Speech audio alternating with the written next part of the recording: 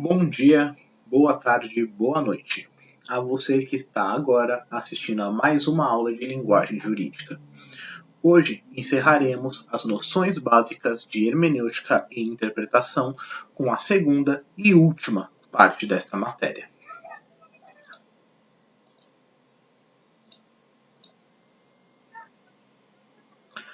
O tema de hoje se restringirá à conceituação e aplicação das escolas hermenêuticas e dos sistemas interpretativos. Porém, antes de qualquer coisa, devemos conceituar os dois institutos. Primeiro, a respeito das escolas de interpretação, também chamados de sistemas hermenêuticos, temos que são as correntes de pensamento que surgiram por volta do século XIX, em decorrência do surgimento das grandes codificações e, por consequência, dominaram o pensamento teórico por certas épocas, buscando estabelecer o relacionamento entre a norma e o aplicador, também entendido como operador do direito. Tal relação é constituída basilarmente das interpretações possíveis de uma norma e a liberdade que esta norma garante ao juiz para que este a interprete. A despeito da divisão das escolas de interpretação, meu povo, cumpre-nos destacar a existência preliminar de duas teorias. A primeira, a chamada subjetivista, que consiste em interpretar e aplicar a lei conforme o pensamento e a vontade do legislador. A segunda, a objetivista, que, do outro lado, far-se-á a interpretação da lei por ela mesma, excluindo da relação a figura do legislador, configurando-se, portanto, critérios puramente objetivos de análise. De outro lado, o conceito de sistemas interpretativos deve ser entendido como a aplicação dos princípios atinentes de cada uma dessas escolas de interpretação, para que assim resulte em um método de interpretação. A pergunta que se faz a seguir é: quais são essas escolas? Pois bem, há várias discrepâncias da doutrina acerca da nomenclatura, porém podemos elencar 8 conhecidas. A exegese, também chamada de dogmática, a restritiva das fontes tradicionais, a histórica, a histórico-evolutiva, a lógica do razoável, ecológica da interpretação, livre investigação científica e do direito livre. Com essas 8 em mente, eu tomei a liberdade de separar aquelas que eu, novamente, pessoalmente entendo como sendo de maior destaque. Isso não necessariamente quer dizer que sejam as maiores ou melhores, mas sim aquelas que vão cumprir uma maior facilidade no aprendizado e que nos mostram uma certa evolução no pensamento jurídico. Vamos iniciar falando da escola da exegese, também chamada de escola dogmática. A ideia central dos defensores desta corrente consiste no fato de que o operador do direito que for realizar a interpretação da lei deverá buscar o chamado mens legislatoris, o que em tradução temos a vontade do legislador.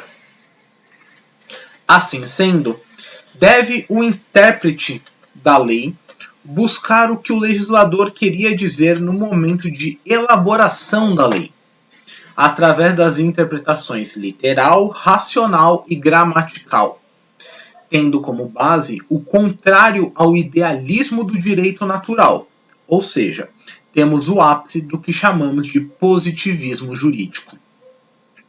Com isso, não importa a evolução que está intrinsecamente ligada ao processo social, a interpretação se restringirá sempre ao passado. Por isso, a escola dogmática não aceitava outras fontes do direito que não fosse a própria lei.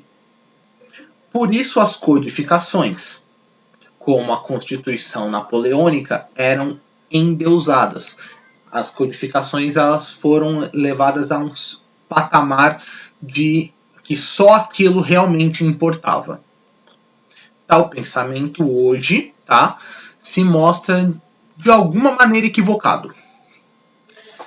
Quando nós analisamos uma lei através da vontade do legislador, acabamos por não levar em consideração que tanto o direito quanto a própria sociedade eles estão em frequente alteração, estão em frequente mudança, evolução, tá? A gente não consegue analisar, por exemplo, em 2002, que foi quando teve o Código Civil, com o pensamento, né, do Código anterior, de 1916, tá? Para elencar essa mudança, essa alteração, né, que ocorre com a sociedade, eu trago para vocês o pensamento da proibição do casamento homoafetivo, né?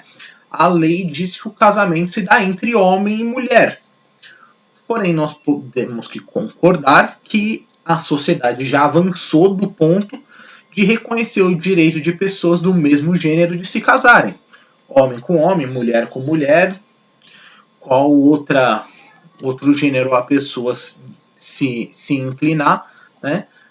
Mas aqui não vem ao caso.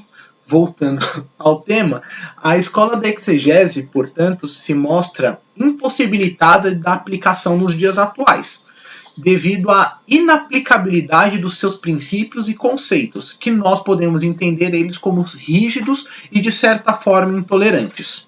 Tá? A próxima escola que eu separei para vocês é a escola histórico-evolutiva. Também se desenvolveu no final do século XIX, quando se percebeu que as leis, por elas mesmas, estavam impossibilitadas de acompanhar essa evolução da sociedade.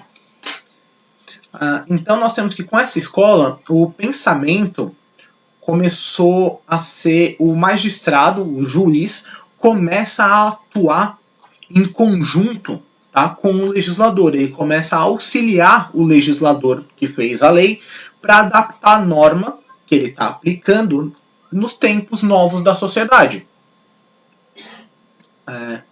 Como a gente pode perceber aqui, gente, né, a gente sai do mens legislatoris, tá, é deixada para trás a busca pelo mens legislatoris e nós começamos a olhar para o mens legis, que pode ser traduzido como o espírito da lei, mas deve ser interpretado como a vontade autônoma da própria lei, extraída por nós, enquanto operadores do direito, em qualquer tempo.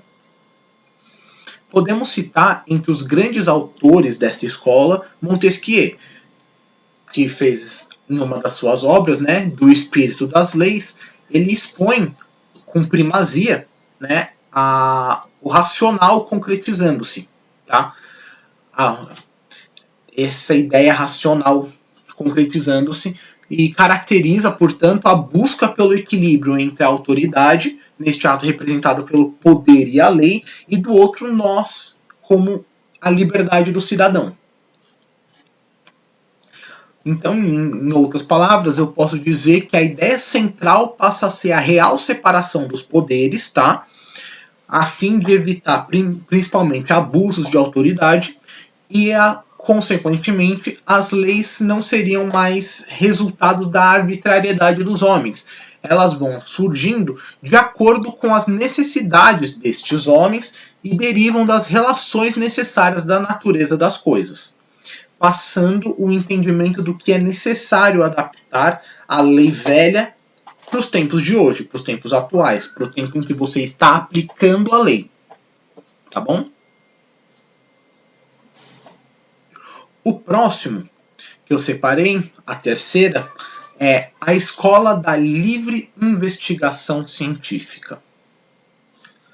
Aqui nós também vamos ter a busca pelo mens legislatoris, mas também devemos realizar a investigação, nesse caso, chamado de ocasio legis, tá? Que em tradução literal seria a ocasião da lei. Só que a gente não tem que entender ele como a sua tradução literal, tá? Nós temos que entender esse ocasio legis como o conjunto de fatos que acarretam a criação de uma lei, a criação da norma. Tá? Eu separei aqui o texto do professor Carlos Maximiliano, que diz: o complexo de circunstâncias específicas atinentes ao objeto da norma que constituíram o impulso exterior à emanação do texto. Causas mediatas e imediatas, razão política e jurídica, fundamento dos dispositivos, necessidades que levaram a promulgá-los, fatos contemporâneos da elaboração, momento histórico, ambiente social, condições culturais e psicológicas sob as quais a lei surgiu e que diretamente contribuíram para a promulgação. Conjunto de motivos ocasionais que serviram de justificação ou pretexto para regular a hipótese. Enfim, o mal que se pretendeu corrigir e o modo pelo qual se projetou remediá-lo, ou melhor, as relações de fato que o legislador quis organizar juridicamente. Tá? Então eu espero que vocês tenham entendido mais ou menos aqui o que eu quis dizer. Tá? Você vai analisar tanto a ocasião da lei. Então o que é essa ocasião da lei? São as circunstâncias que estavam no contexto social da época para justificar aquela criação da lei. Ok? Tá? De forma bem resumida, isso que o professor Carlos Maximiliano colocou, é isso que eu acabei de expor para vocês. Tá? A principal diferença agora, gente, com a escola dogmática, reside no fato de que o operador do direito, ou seja, nós, que for interpretar a norma, deverá ter em consideração que a lei possui limites impostos pelo tempo e, por consequência lógica, não dever-se-ia forçar estes limites. Desta forma, o entendimento dessa limitação cria o que chamamos de lacunas da lei, e para os defensores dessa escola, essas lacunas deveriam ser preenchidas, resultando assim em outra diferença com a escola dogmática. Por quê? Porque na escola dogmática eles não aceitavam outra fonte do direito. E aqui, com esse preenchimento dessas lacunas, eles passam a aceitar outras fontes de direito. Tá? Cumpre ainda destacar que esse preenchimento das lacunas só deveria ocorrer em casos excepcionais. Não era a qualquer momento que você, tem uma lacuna na lei, eu vou preencher. Não, não é assim que funciona. As lacunas, tá, que devem ser preenchidas, que poderiam ser preenchidas, são das fontes originárias do direito, também chamadas de fontes formais do direito. E não quando houvesse o pré-questionamento, no caso da justiça ou injustiça de uma lei. Por fim, tá, mas não menos importante, dentro das escolas ainda, tá, eu separei a escola do direito livre. Ela também se inicia no final do século XIX, mas dessa vez na Alemanha. Essa linha de pensamento surge com a intenção de garantir ao juiz, enquanto operador do direito, a função criadora. Tá? Só que nós temos alguns pormenores, alguns detalhes, tá, sobre essa função criadora. O principal deles que a gente pode citar é que essa função criadora só poderia ser alçada caso o juiz não encontrasse nenhum amparo legal específico para a situação concreta. Então, ele está com um caso concreto em mãos e ele percorreu todo o universo jurídico, todas as leis, tá, existentes sobre aquele tema. Se ele não encontrasse nada que pudesse ser aplicado, aí ele poderia criar. Tá? Então, nós temos que na linha do pensamento dessa escola, o único objetivo do direito é a justiça, tá? Perdão. Com isso em mente, e tendo ou não uma lei escrita, deverá o juiz, ao julgar, seguir por esse norte. Qual norte? A busca pela justiça. Então, agora vocês devem lembrar, né, das aulas de brocardo jurídicos, tá? Quando eu citei um brocardo e a gente até chegou a discutir um pouco sobre ele, que é o Fiat Justitia Pereat Mundus. Que nós temos a tradução, né, que é faça-se justiça ainda que o mundo pereça. Faça-se justiça mesmo que o mundo pereça. Tá? O que quer dizer isso? É que ele poderia fazer justiça a qualquer tempo, independentemente das represálias. Tá? Isso quer dizer também o quê? Que ele poderia fazer justiça tomando decisões contra legem. Contra a legem, como vocês também devem lembrar da aula de latim, ou para aqueles que chegaram depois e não tiveram aula de latim, tem nos slides, tá? Contra a legem é contra a lei, decisões que são tomadas em contrariedade à lei, tá?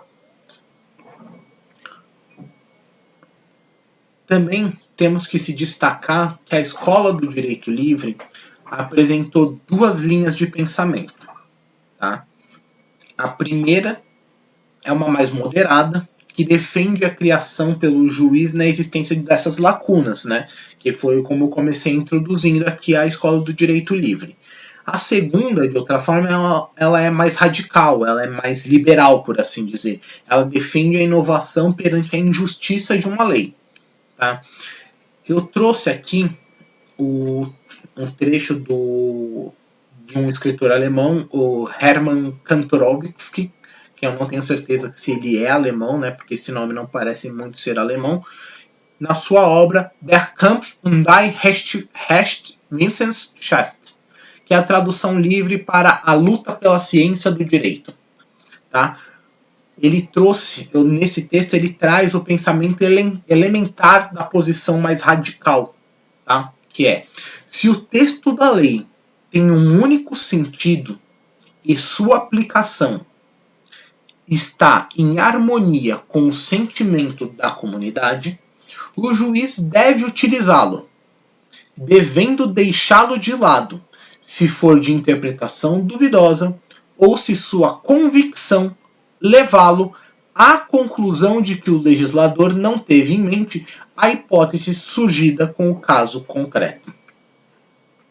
Assim, é possível a gente perceber que o juiz, ao atuar de forma mais inventiva, estaria atuando quase como legislador.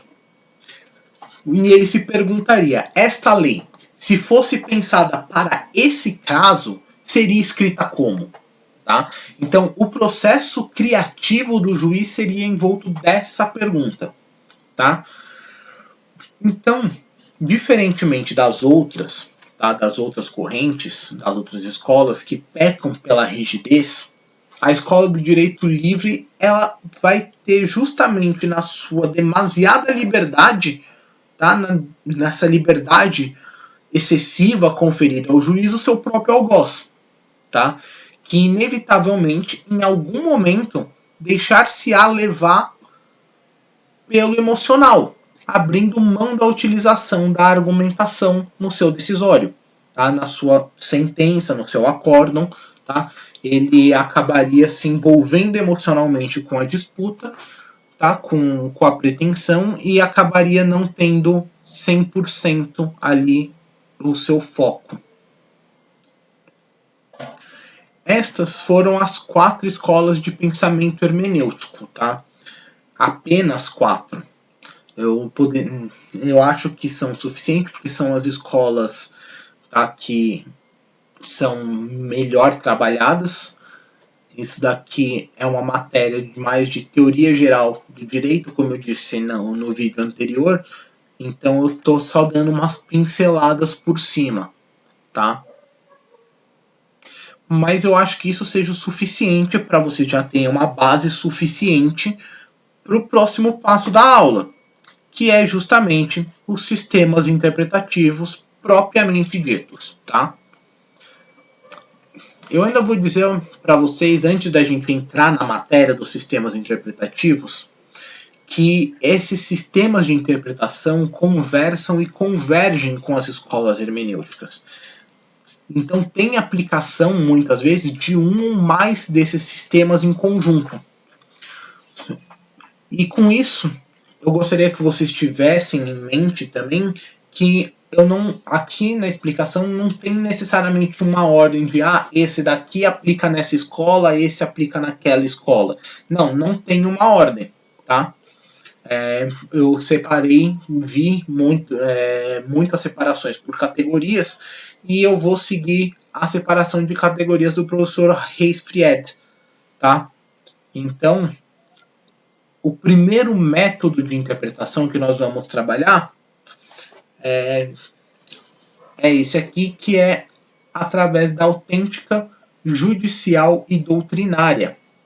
Mas antes da gente entrar, eu preparei aqui um testículo para nós, que é: existem, entretanto, para auxiliar o operador do direito e todos os outros a que ela se destina, uma série de princípios, cujo conhecimento se torna absolutamente indispensável à moderna hermenêutica, permitindo por seu turno a correta tradução do verdadeiro sentido da norma jurídica, garantindo, em última análise, a sinérgica efetividade do fator segurança na aplicação das regras de direito na sociedade. Vamos trabalhar, primeiramente, os métodos de interpretação, que podem ser divididos em autêntica, judicial e doutrinária. Tá? Começando pela a interpretação autêntica. A gente, inicialmente, tá, devemos nos ater sobre o processo criativo de uma lei. Tá? Normalmente, quando a gente observa a composição do poder legislativo, a gente percebe que poucos ou nenhum são aqueles que possuem qualquer experiência com as ciências jurídicas, né? A gente não vê comumente advogados sendo deputados, vereadores, senadores. Então, são poucos aqueles que têm contato com a ciência jurídica. Isso posto, ter como verdade absoluta que o legislador é quem melhor entende a sua própria lei me parece um pouco equivocado. Tá? Então eu trago as palavras do professor Reis Fried para exemplificar melhor aqui o método de interpretação autêntico.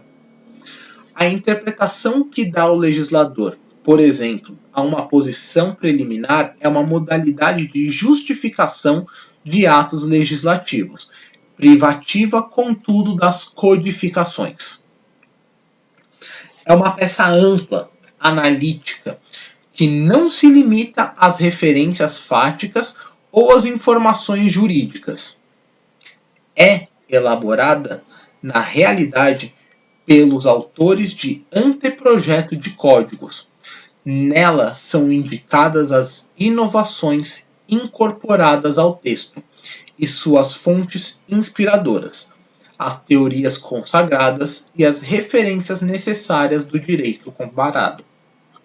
A norma, objeto da interpretação autêntica, pode continuar a ser interpretada de forma diversa da estabelecida pelo legislador, se o intérprete concluir que a interpretação legislativa sucedeu ao texto, não correspondendo de forma alguma ao sentido da lei nele contido.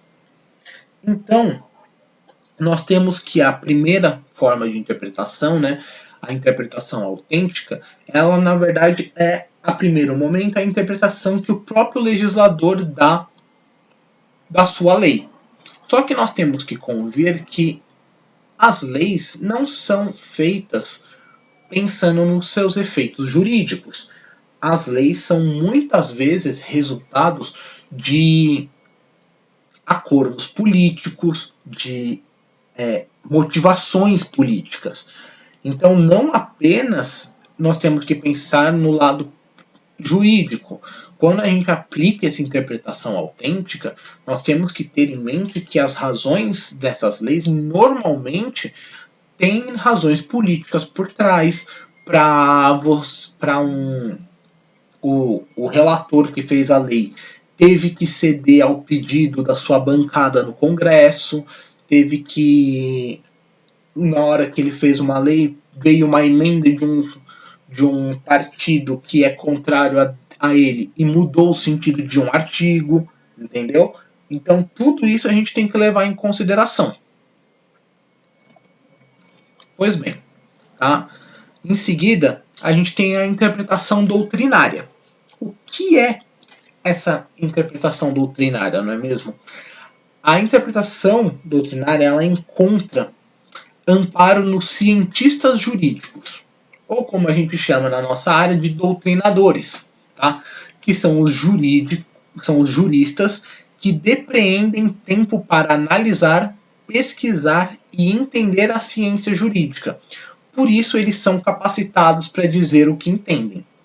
Por exemplo, Maria Helena Diniz, que é doutrinadora em direito civil, tá? O Fabretti, o Fernando Capês são doutrinadores em direito penal,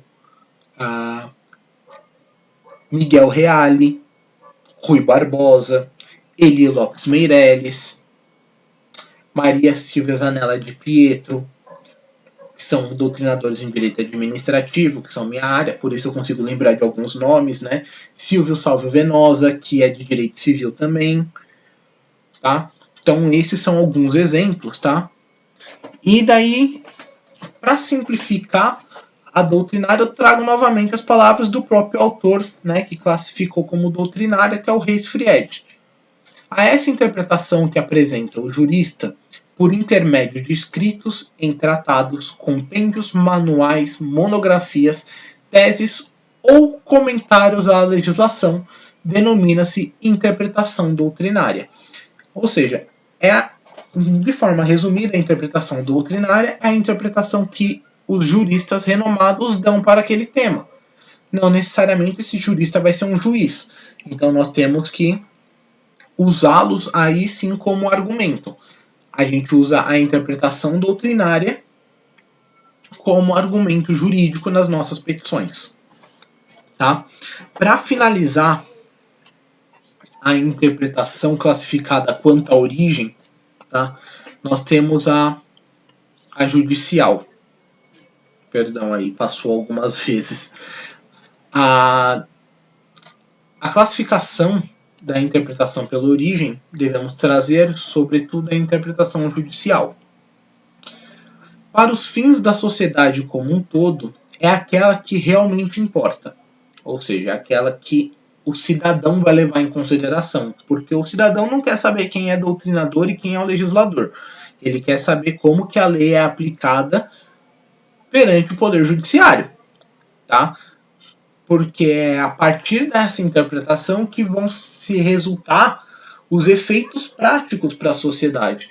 Então ele quer saber, por exemplo, direito do consumidor, muitas vezes. Ele quer saber como que uma lei pode ser aplicada para ele não ter que pagar uma conta, para ele não ter que pagar uma multa. Então é isso que para a sociedade importa. Tá? Então nós temos que essa é a interpretação que vai emanar da decisão terminativa do Poder Judiciário. Lembrem lá da aula de recursos que eu falei para você da diferença de decisão terminativa e decisão interlocutória. A decisão terminativa ela põe fim ao processo, né? Então, no caso, é a sentença ou o acórdão. Tá? Sentença proferida pelo juiz de primeiro grau e acórdão é proferida por um dos colegiados, seja o colegiado do Tribunal de Justiça ou o colegiado, né, das instâncias superiores. No nosso caso aqui no Brasil, o Supremo Tribunal Federal e o Superior Tribunal de Justiça, que é o STJ e o STF. Ela vai auferir efeitos tanto para as leis em concreto quanto para leis em abstrato, e neste último caso levando-se em consideração as decisões proferidas pelas nossas Supremas Cortes. Tá? Cumpre aqui para a gente também destacar, também quanto critérios de interpretação, além das interpretações autêntica, judicial e doutrinária, os outros tipos hermenêuticos apresentados. Tá? Dessa forma, podemos classificá-los conforme os meios que são utilizados para conhecer o significado da lei, visando em última instância sua correta aplicação. Sob esta ótica, os estudiosos do tema têm apontado pelo menos 5 principais características de interpretação quanto aos meios, traduzidos em linguagem simples pelos seguintes métodos: gramatical, também chamada de literal ou filológico.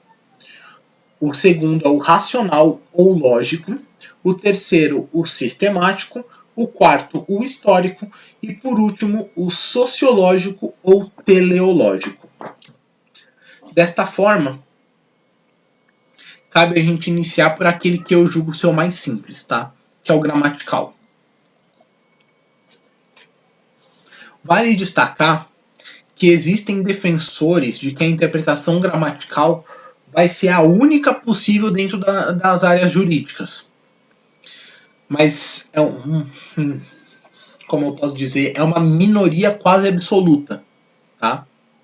Então nós temos que uma esmagadora maioria, na qual eu me incluo, tá? Defende que a interpretação gramatical é, na verdade, uma análise preliminar. Tá? É um primeiro contato que você está lendo, então que você está tendo, perdão. É o primeiro contato que você está tendo com o dispositivo, então você vai fazer uma análise gramatical, vai ver literalmente a gramática, né? É um primeiro passo a ser dado para uma análise mais complexa e, consequentemente, mais completa. Então, fica demonstrado que uma análise pura e simplesmente gramatical se restringe ao significado de cada palavra em separado. E depois que você vê o significado de cada palavra em separado, você vai para a formulação da frase como um todo. Tá? Eu peguei aqui o exemplo do casamento homoafetivo. Tá? O casamento está previsto no artigo 1514 do Código Civil de 2002. E o casamento está escrito assim: o casamento se realiza no momento em que o homem e a mulher manifestam perante o juiz a sua vontade de estabelecer vínculo conjugal e o juiz os declara casados. Se a gente for pela interpretação gramatical simples e pura, o entendimento da lei se dá que apenas homem e mulher, como um conjunto, ou seja, enquanto casal, podem praticar o casamento, podem se casar. Tá? E o professor Fried também traz outro exemplo, que é o artigo 485 do Código Civil de 1916, que esse artigo estabelece que se considera possuidor todo aquele que tem, de fato, o exercício pleno ou não de algum dos poderes inerentes ao domínio, vírgula, ou propriedade. O artigo disse expressamente em seu texto domínio, vírgula, ou propriedade, e não simplesmente domínio ou propriedade, que seria uma simples sinonímia que a boa técnica jurídica repulsa. Assim, pela interpretação gramatical, que considera a existência da vírgula após a extensão domínio, separando-a do termo propriedade, fica claro que domínio não é o mesmo que propriedade, na opinião do legislador. Traduzindo, o sentido jurídico são sinonímico, o sentido jurídico não sinonímico das expressões. Entretanto, esta primeira análise do artigo em questão, na forma literal, como recomenda a técnica hermenêutica, não pode ser definitiva. A conclusão da existência da diferença entre domínio e propriedade deve ainda ser reanalisada à luz dos demais critérios e meios de interpretação, racional, histórico, sistemático, etc. Para, afinal, concluir-se em definitivo e com muito maior segurança na direção do verdadeiro sentido das duas expressões do direito. Tá? E só para vocês terem aí ideia, quando esse é o artigo do Código Civil de 1916, quando ele foi replicado, tá, no Código Civil de 2002, o termo domínio, se muito me engano, foi excluído. Tá? Então passou a ser apenas propriedade. Então o legislador que fez o Código de 2002, ele entendeu que domínio e propriedade eram a mesma coisa. Tá? Em seguida, tá, depois do gramatical, devemos nos ater à interpretação racional, tá? Ou também chamada de interpretação lógica. Seguindo uma ordem dentro das escolas hermenêuticas, esta deve ser a interpretação a ser dada em sequência à interpretação gramatical. Muitos autores dividem a interpretação racional em 5 subitens, tá? Que vocês têm que saber que são mens legislatores, mens legis, occasio legis, o argumento a contrario sensu e o argumento a fortiori, tá? Agora eu vou trazer as especificações de cada um. Primeiro, o mens legis busca, em resumo, verificar o que realmente o legislador disse, independentemente de suas intenções. O mens legislatori, ao contrário, procura conhecer o que o legislador queria dizer, independentemente do que realmente acabou registrando no texto da norma jurídica. Tá? O occasio legis se traduz pelo conjunto de circunstâncias que determina a criação da lei, independentemente da intenção e dos objetivos específicos do legislador. Tá? Como vocês podem ver, né, aqui eu simplesmente, esses 3 primeiros, eu só revivi os elementos que a gente já viu no começo da aula. Tá? Que era por volta do slide 16. Não era por volta do slide 17, por volta do slide 11 talvez, agora eu já não me recordo, tá? Mas aí agora nós vamos para a parte nova, tá? Que é o quarto, que é o argumento a contrario sensu. Ele é o componente da interpretação lógica, que utiliza o fato de que a lei sempre faculta a conclusão pela exclusão, dada a regra hermenêutica que afirma que as exceções devem vir sempre expressas. Perdão, gente. Assim, tá? Sempre é possível admitir direitos ou aferir proibições interpretando pelo que não está respectivamente proibido ou permitido. Um exemplo, tá? Vamos supor que no Código de Processo Civil tem um dispositivo que diz que expressamente ele diz doentes psicológicos estão proibidos de testemunhar. Ponto.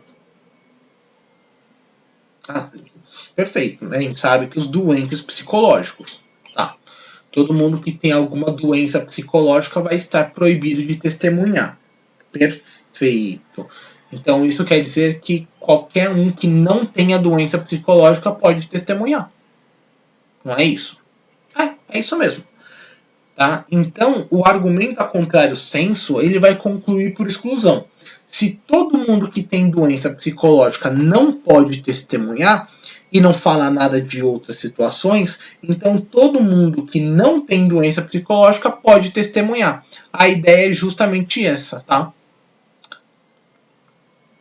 E por fim, o argumento a fortiori, ele pode ser resumido pela máxima do direito, que é quem pode mais, pode o menos. Então, se você um bom exemplo, aí não é o exemplo de direito, nós vamos para um exemplo prático da vida profissional. Vamos pegar aqui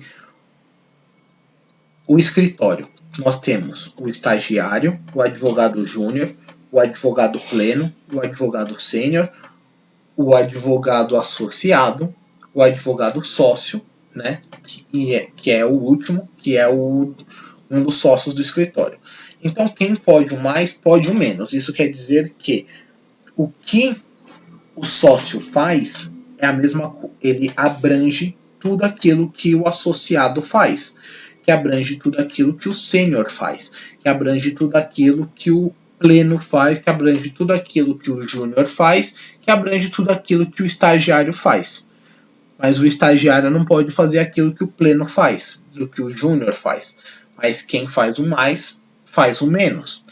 Então, o estagiário não pode assinar a petição, o júnior pode assinar a petição. Então, o pleno pode assinar a petição, o sênior pode, o associado e o sócio.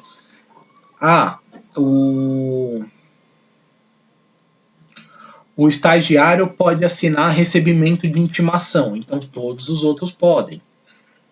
O pleno pode assinar a procuração em nome do escritório. Mas se o pleno pode, quer dizer que o sênior pode, o associado e o sócio podem. O júnior e o estagiário não podem. E assim sucessivamente, tá, gente? Então, quem pode mais, pode o menos. Pois bem, tá? Passemos, então, para a próxima etapa da interpretação. Qual seja a interpretação sistemática. Cumpre-nos destacar primeiro quanto à organização e formulação das próprias leis. Ao longo do processo criativo, antes de chegar no próprio texto legislativo, ou seja, nos artigos, passamos por suas divisões e subdivisões.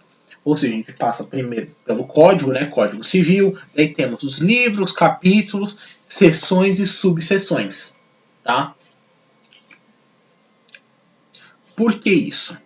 Vocês já vão começando a entender. A gente tem que aduzir que pela interpretação sistemática nós devemos enxergar o artigo que estamos interpretando como parte de um sistema, como uma parte de um todo. Então, tudo ali tem que ser interpretado em conjunto, tá? Por exemplo, o uso consistente da interpretação sistemática se dá no conflito interno de normas jurídicas. O professor Fried traz o exemplo do artigo 1631 e 1750 do Código Civil de 2002. O que conflita nesses artigos? Ele está dando direitos diferentes a pessoas idênticas, que no caso são menores de idade. Como que a gente vai solucionar? É simples. O artigo 1750 se encontra no título do exercício da tutela, enquanto que o 1631 vai prevalecer no caso de menores sob o pátrio poder. E aqui a gente tem que entender o pátrio poder como poder familiar, tá? Então, do exercício da tutela, ele está dando direito ao menor que esteja sob tutela, ou seja, ele não tem um familiar, tá? Ele não está sob o poder de um familiar, enquanto que no 1630 ele está sob o poder de um familiar, ok?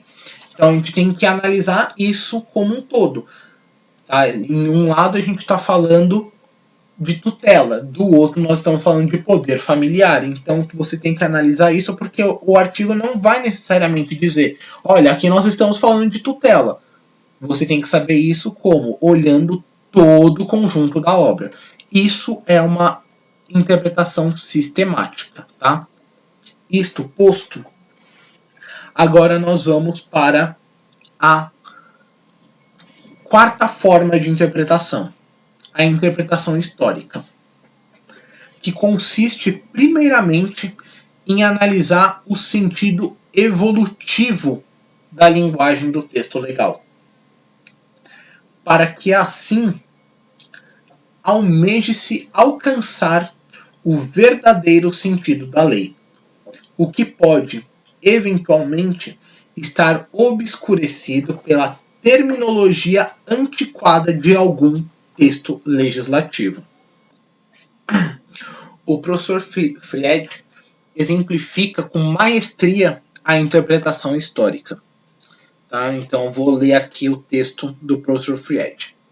O melhor exemplo deste meio de interpretação está presente no artigo 1210, parágrafo 1º do Código Civil de 2002, que prevê o chamado desforço em contingência. Segundo a interpretação histórica, o termo em contingência significa exatamente logo, imediatamente, pela razão específica que tal dispositivo é mera réplica de um dispositivo romano, que assim previa a possibilidade da apelidada legítima defesa civil, e estipulava os requisitos, entre eles a repulsa imediata, equivalente, pois, à legítima defesa penal, que prevê o mesmo requisito, ou seja, repulsa logo em seguida à injusta agressão. Tá? Então, aqui você vai simplesmente, na histórica, você vai pegar, tá? Fazer uma análise de o que aquela palavra significava na época em que o texto foi escrito. Tá? Você não vai fazer uma análise gramatical pura e simples. A análise gramatical, ela é no momento em que você está fazendo, o que aquilo significa hoje. A histórica, você vai fazer o processo evolutivo da frase. Você vai pegar aquele verbete, vai ver se você tem alguma alteração, e aí a partir daí você faz a análise por cima, ok? O passo contínuo, tá? Nós chegamos por fim à interpretação teleológica, que é a última desse segundo compilado aqui, né? Ela é a menor, porque de forma resumida vocês vão ver que essa análise ela leva em consideração o meio e o fator social a que estão inseridas as leis. Por essa razão, deve ser utilizada por último, após todas as outras se esgotarem. Tá?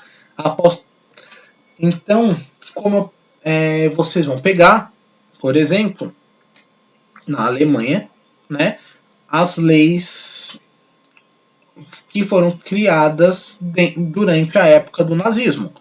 Essas leis, vamos supor que alguma não esteja revogada, né? Esteja vigorando até hoje lá na Alemanha. Obviamente, a sua aplicação vai ser, primeiro que nula, mas mesmo que não fosse, você deveria fazer toda uma linguagem, toda uma interpretação social para ver como que essa lei estava interagindo no momento em que ela foi proposta. Tá? No momento em que ela estava vigorando, qual que era a situação fática, qual era a situação social da sociedade alemã. Então, qual que era? Era o nazismo. Por isso que está previsto matar judeu, sabe? Essas coisas. Mas é exatamente por isso que vocês têm que analisar o contexto social, tá? Lembrando, obviamente, aí que a gente está falando do regime totalitarista alemão aí por meios apenas para fim educativo. Estou falando isso, gente, por conta do YouTube, que se ele não gostar, ele pode tirar meu vídeo do ar e vocês ficam sem aula.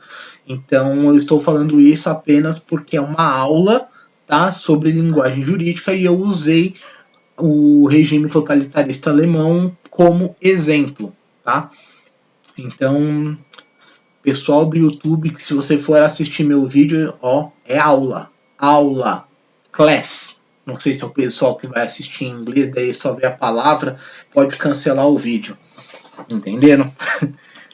Peço desculpa aí por esse parênteses um pouco longo, mas vamos para a próxima então. Aqui eu vou falar de uma que não estava prevista. Tá? Lá em cima eu falei de 5 e essa daqui é uma sexta. Na verdade, aqui não se trata de um meio de interpretação, mas sim de um procedimento a ser observado por nós, operadores do direito, a fim de garantir a sistematização e ordem das interpretações. A saber, primeiro a gramatical, passa pela racional, entra na sistemática, vai para a histórica e por fim chega na teleológica, concluindo-se assim a interpretação integral e sistêmica, tá, da norma. Finalizando assim a explicação a respeito da interpretação quanto aos modos, passemos então para a interpretação quanto ao resultado. Tá? A interpretação quanto ao resultado pode ser caracterizada de 3 formas simples: declarativa, extensiva e restritiva, sendo por conseguinte o último passo da análise e da interpretação. Tá? Tá acabando? Não, ainda não, gente. A interpretação, tá, ela deve ser declarativa quando o legislador disser exatamente o que está escrito. Em outras palavras, o texto e a vontade do legislador são congruentes entre si. Em termos latinos, tá? O mens legis é igual ao verba legis, tá? Ou seja, a vontade é igual ao texto. E aqui eu vou citar um exemplo simples para vocês, que é o próprio Código Penal, que é matar alguém.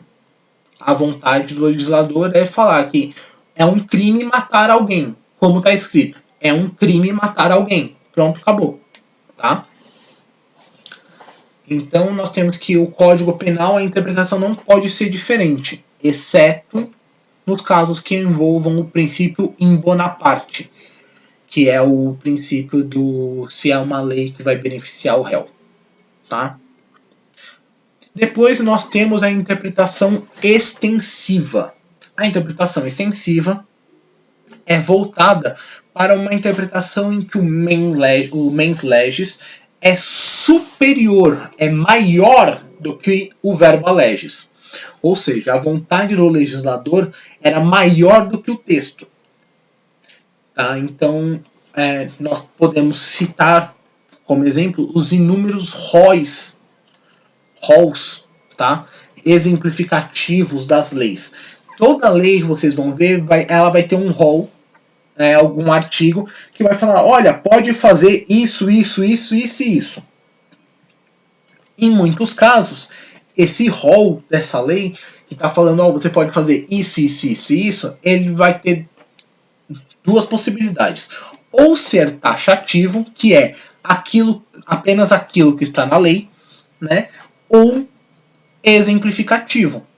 Exemplificativo quer dizer, olha, ele pode fazer isso, isso, isso e outras coisas, tá? Então, aí nós temos que a extensiva, você vai fazer uma interpretação maior do que o próprio texto. E, por fim, aí nós temos que a restritiva é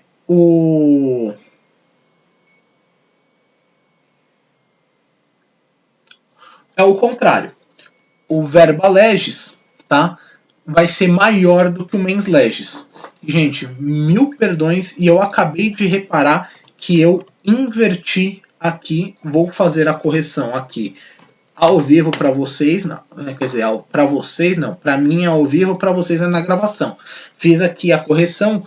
O mens legis, ele é maior que o verba legis na extensiva, e na restritiva é menor. Eu tinha invertido os símbolos, tá? Ali no slide. Isso posto, passamos então para a última forma de interpretação que nós vamos trabalhar nessa aula. Tá? Já temos aqui 55 minutos de aula. Tá? Eu ia falar que eu ia fazer uma pausa, mas se eu fizer a pausa vocês não vão nem saber, porque literalmente eu vou pausar a gravação do vídeo. Então vamos para a interpretação constitucional. Tá?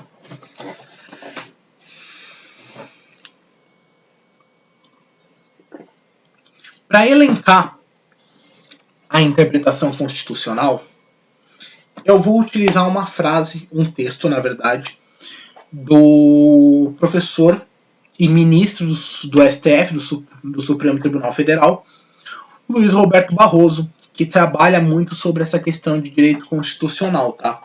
Então nós temos, nas palavras do professor Luiz Roberto Barroso, a integração de sentido dos conceitos jurídicos indeterminados e dos princípios deve ser feita, em primeiro lugar, com base nos valores éticos mais elevados da sociedade, ou seja, leitura moral da Constituição.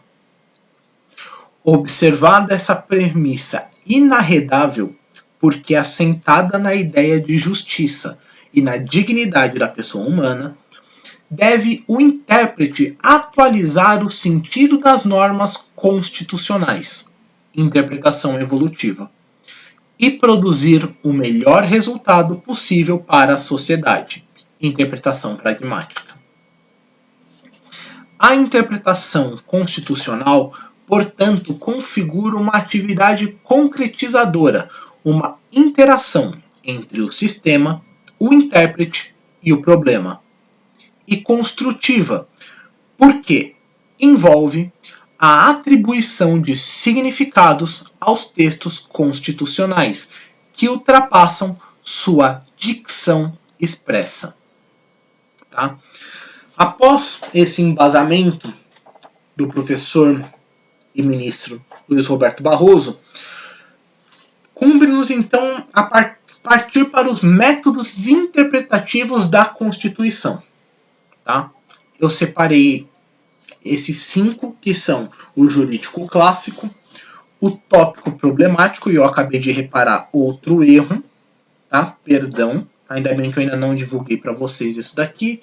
Depois da gravação desse vídeo, nesse momento vocês já vão ter recebido os slides, mas no momento eu ainda não disponibilizei para vocês.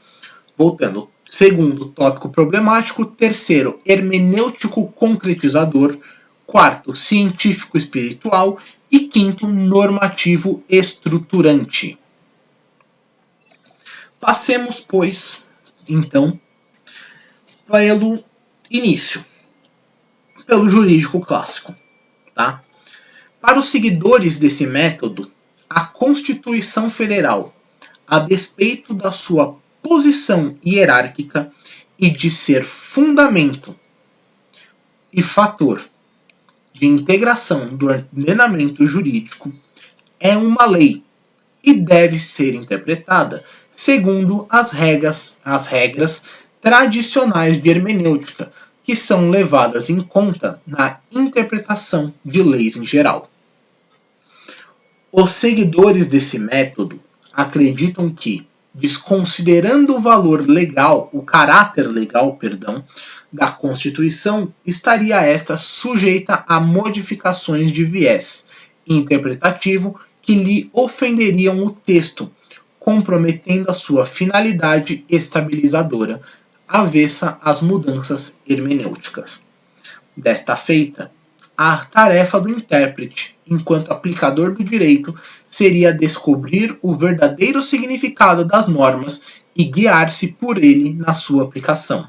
Ou seja, o legislador constitucional é o soberano e o juiz é aquele que pronuncia as palavras da lei. Tá? Vocês já devem ter percebido, gente, que a minha fala em muitos momentos está mecanizada. Tá? Por quê? Eu literalmente fiz um roteiro aqui para essas aulas gravadas e eu estou lendo desse roteiro, tá? Tanto é que muitas vezes eu não estou olhando para a câmera, eu estou olhando para o roteiro, tá? Para fazer um trabalho mais completo para vocês, tá? Então Eu fiz esse roteiro, eu elaborei esse roteiro e eu estou lendo desse roteiro muitas vezes, tá? Espero que vocês não se incomodem, porque eu fiz aqui com bastante carinho. Em seguida, nós temos o segundo meio de interpretação, que é a interpretação tópico problemático. Tá? Nesse sistema, a gente tem em vista que a Constituição Federal é um sistema aberto de regras e de princípios. Portanto, enquanto um sistema, ele vai exigir várias interpretações, diversas interpretações, uma diferente da outra. Tá? A gente também tem que considerar que um problema vai permitir mais de uma resposta. Tá? Nós estamos falando de Constituição, nós estamos falando de princípios. Então nós temos, por exemplo, tá, o princípio da informação contra o princípio da privacidade. Tá? Os princípios em conflito. Vai ter gente que vai defender que o princípio da privacidade supera o princípio do direito à informação. Vai ter gente que vai dizer o contrário. O direito à informação supera o direito à privacidade. E assim a gente vai. Temos diversas respostas. Tá? Nós também temos que considerar que o tópico é a técnica do pensamento problemático. Então, pode-se dizer que os meios hermenêuticos tradicionais não resolvem dificuldades da interpretação concretizadora do novo modelo constitucional. E que, por isso, o método tópico problemático aparece, se não como único, pelo menos o mais adequado para se chegar até a Constituição. Perdão, gente, tá? Eu tô com soluço, eu fiquei segurando bastante tempo aqui durante a gravação, mas tá complicado. Dessa forma, tendo as normas constitucionais aquela estrutura aberta e indeterminada, sua efetivação exige o protagonismo dos intérpretes, fazendo com que a leitura constitucional seja um processo aberto de argumentação, onde participam todos os intérpretes da Constituição. Por isso, o Supremo Tribunal Federal, onde todos os ministros debatem. Tá? Em outras palavras, a Constituição aparece muito mais problemática do que sistemática, apontando-se assim para uma necessidade de interpretação que envolve o diálogo, onde todos os argumentos são válidos até que apareça um vencedor. Então, a ideia, gente, desse sistema tópico problemático é literalmente o debate, tá, de ideias, de apresentação de argumentos. Então, nesse exemplo que eu dei do duelo de princípios entre acesso à informação e privacidade, tá? Vai ter, a ideia é que fique todo mundo debatendo, as pessoas votem e aí tenha-se um vencedor. No STF, no nosso caso, nós temos 11 ministros, né? São 2 câmaras de 5, primeira e segunda câmara, 5 em cada, e o presidente se abstém da presença da Câmara, mas ele participa do plenário. Então, quando assuntos vão para o plenário, qual é a ideia? Que os 10 ministros vão fazer a sua votação. O presidente não participa da votação. Por quê? Porque ele é o critério de desempate. Ele só vota se estiver empatado em 5-5. Então, vai ter 4 ministros votaram pelo direito de privacidade, 5 votaram pelo acesso à informação. Um ministro está ausente, então tem que esperar. Aí ele vai e depois de um tempo, ele vai e vota e dá um empate em 5-5. Aí o presidente vai e vota. Também tem a opção de ficar 10-0, 9-1, 7-3, 8-2 e assim vai, tá? Então a ideia é a apresentação de argumentações, os votos e a consequência escolha de um vencedor, tá? O vencedor pode ser determinado através de votação, como é no STF, né? Ou então você convencendo as pessoas a mudar de lado. Se o seu argumento for forte o suficiente, você convence a pessoa a mudar de lado. É assim que funciona a argumentação, né? Passo contínuo. A gente chega no sistema, ao método hermenêutico concretizador. Neste ponto, tá? O ponto de partida do hermenêutico concretizador é a percepção que toda leitura de texto normativo, e nisso está incluso o texto constitucional, começa pela compreensão do intérprete, a quem cabe concretizar a norma a partir de uma dada situação histórica, que nada mais é que o ambiente em que o problema é posto a seu exame, para que ele resolva de acordo com critérios postos na Constituição e não segundo critérios pessoais de justiça. Então ele não pode levar os seus critérios pessoais para o seu julgamento, tá? Dessa forma, o limite para a concretização é ancorado no próprio texto constitucional, mas sem perder de vista a realidade que ele intenta regular e que na verdade lhe esclarece o sentido, tá? Pois bem, agora a gente está quase chegando no fim, falta bem pouco. Nós vamos para o penúltimo, que é o científico espiritual.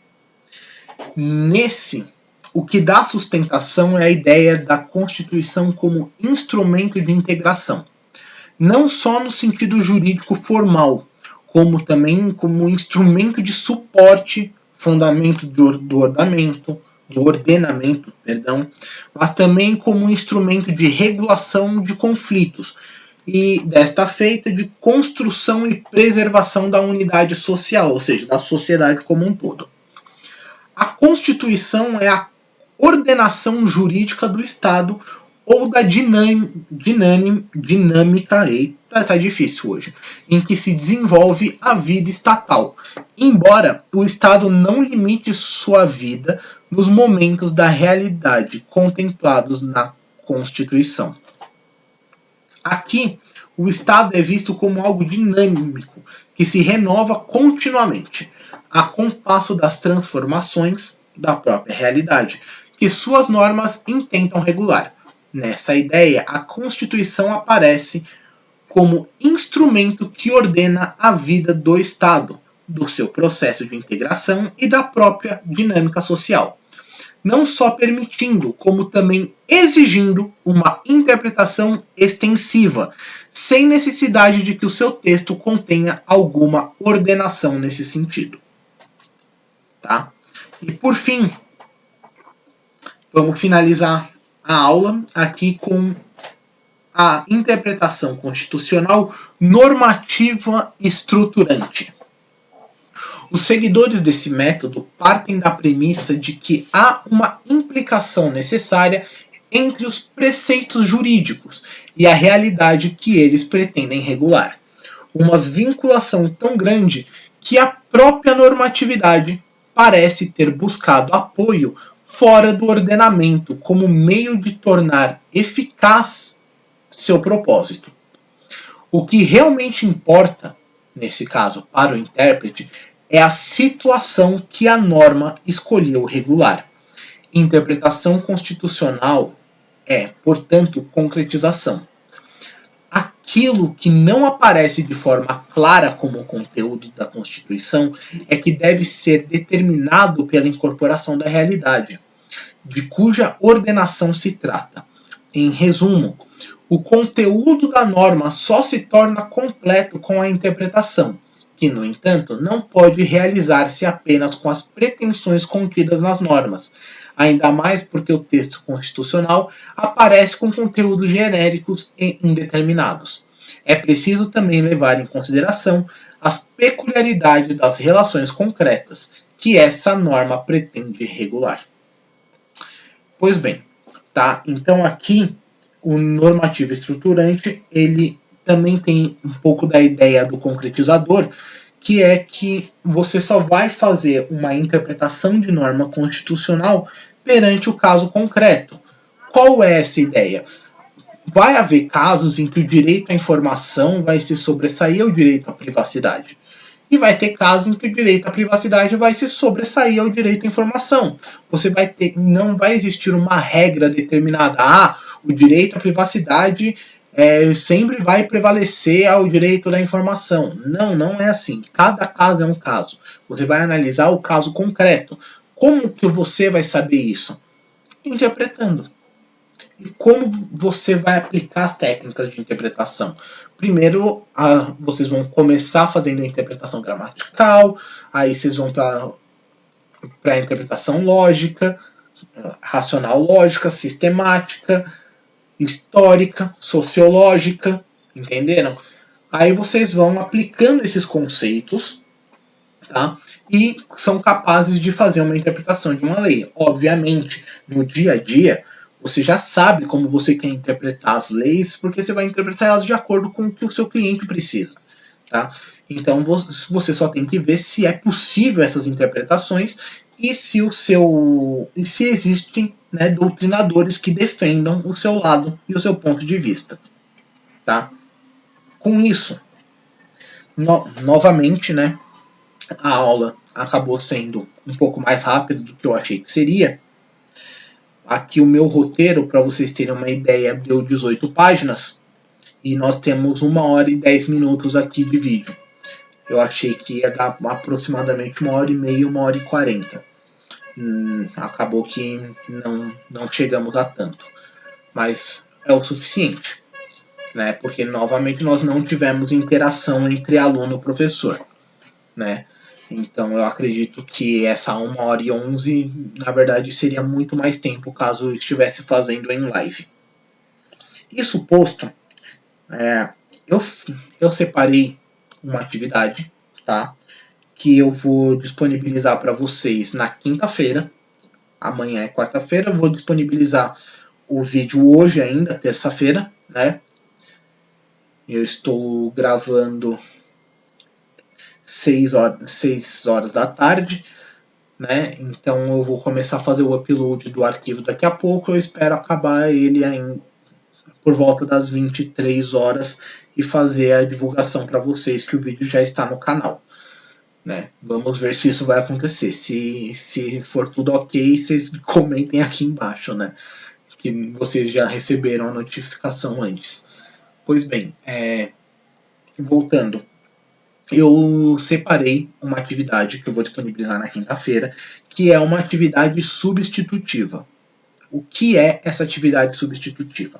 É uma atividade de 5 testes, cada um valendo 0,4, ou seja, essa atividade vai valer de 0 a 2, tá? Em que vocês, se vocês quiserem, não é obrigatório fazer, tá? Ela vai substituir a sua menor nota dentro das atividades 1, 2 e 3. Ou seja, você vai pegar, se você quiser, você vai fazer essa atividade. Se você tirar 2, eu vou olhar as suas notas lá, né, das atividades 1, 2 e 3. Vamos supor que você tirou 1, 1,5 e 2. Então eu vou ver, você tirou 2 nessa atividade que eu vou disponibilizar quinta-feira agora, atividade substitutiva. Você tirou 2. Eu vou entrar na sua nota 1, vou apagar essa sua nota 1 e eu vou colocar a nota 2. Tá? Ela vai entrar como uma nota substitutiva. É a chance que vocês têm todos de melhorarem as suas notas. Tá? São exercícios, testes todos fáceis, tá? Todos relacionados à matéria de hermenêutica. Tá? Vou fazer a divulgação deles na quinta-feira e vamos ver como vocês vão se sair.